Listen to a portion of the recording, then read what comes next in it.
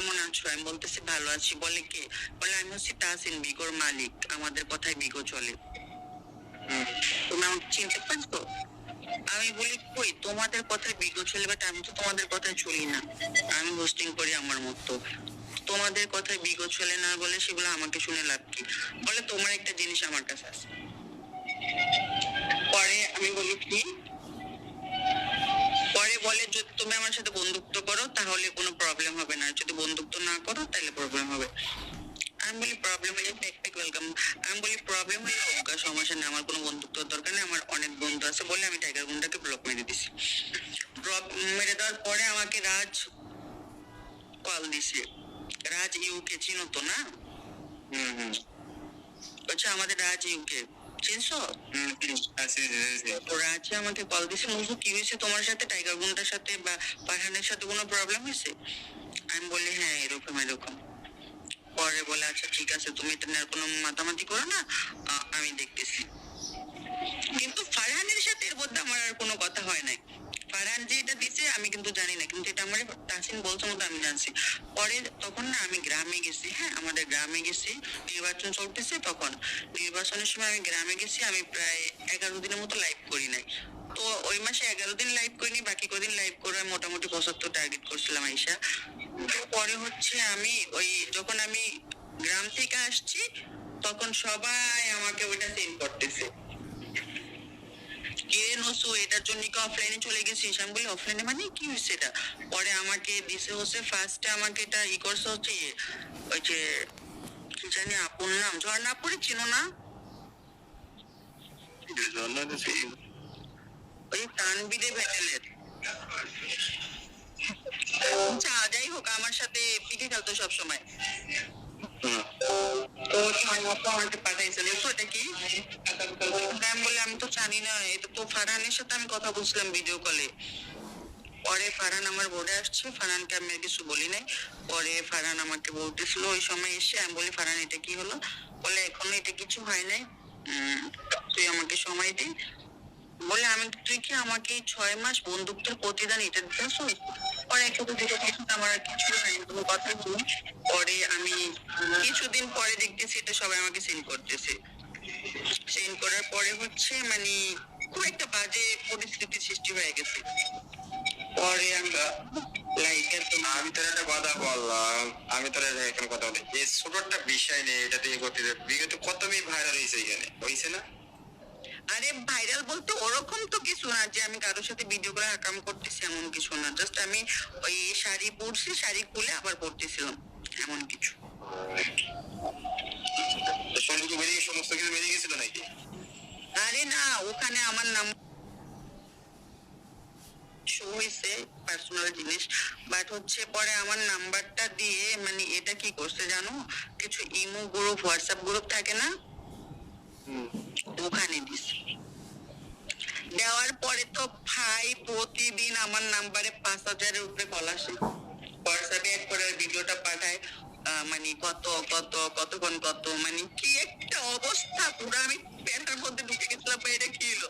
পরে সাথে সাথে আমি সিন চেঞ্জ করে ফেলছি। চেঞ্জ করে পরে লাইভে এসে এটা কি, লাইভে আমার ওরকম কেউ কিছু বলে নাই, কেউ আসেও নাই, বা এই বিষয়ে কোনো কথা হয় নাই। বাট এই জিনিসটা আমার খুব খারাপ লাগছে যে আমি আজকে 8 মাস 9 মাস লাইভ করে আমি একটা পোস্ট 12 লাখ রিসিভিং করছি, বাট আমার কোনো বদনাম বা কোনো একটা ছবি আজ অব্দি কেউ দিতে পারে নাই এই 8 মাসে 9 মাসে। আর এই এক পার্সনের সাথে আমার পার্সোনালি বন্ধুত্ব ছিল, বাট হচ্ছে কখনো ওর সাথে আমার ডায়মন্ড বা গিফটিং এসব নিয়ে কখনো কোনো সম্পর্ক হয় না। বিনার সাথে বন্ধুত্ব ছিল, বাট ও আমারই ক্ষতিটা করলো, মানে এই জিনিসটা না মানতে পারি নাই। পরে হচ্ছে আমি আর বিগত আসি।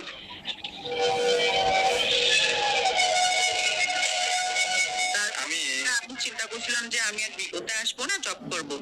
আল্লাহর রহমতে জব টব পেয়ে গেছি, এখন বিন্দাস আছি। পুরো পুরো এক আসে নাকি, এক আসে নাকি না বেশি আছে? বুঝি নাই। মানে কি স্যালারি কি এক আসে পুরো এক নাকি একের উপর আসে? বিগতে বিগর বাইরে এখন তো মাসে 3 লাখ টাকার মতো আসে। ভালো।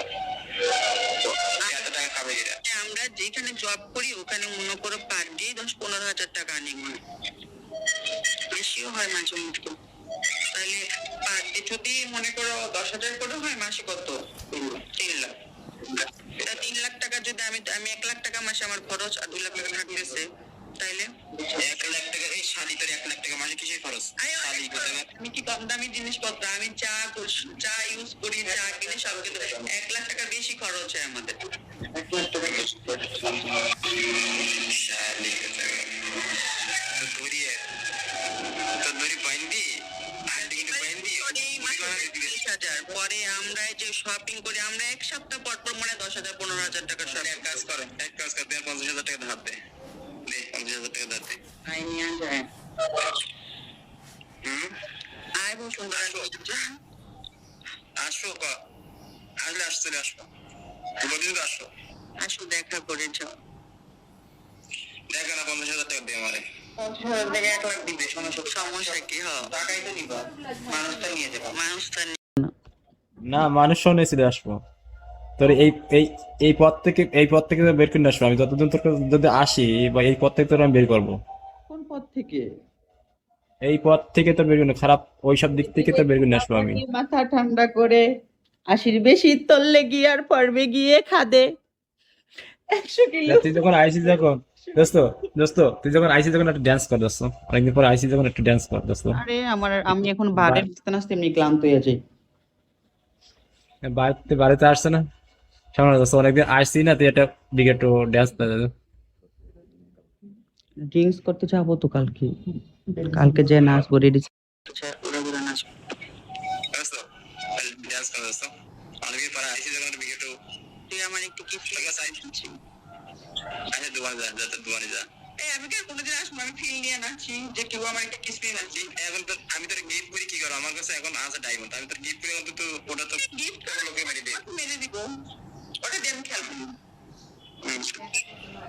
কালকে শোনো কালকে গিয়েছে, কালকে আমার কাছে ছিল হচ্ছে 17টা দিয়ে আমিতে ঢুকছি 150টা করছি, পরে যে তারিফটা মাইরা দিছি। তারিফটা মেয়ের সাথে পিকে খেলতেছে, পরে যে তারিফটা মাইরা দিছি।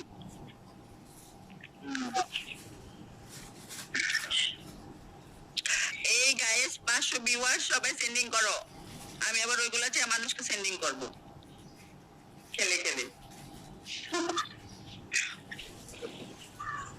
আচ্ছা আরে থাকো, আমি বের হয়ে যাই, আর ভালো লাগতেছে না, চোখে লাগাতে পারতেছি না। ঠিক আছে চোখে লাগাবে। Take care everyone. সব দিয়ে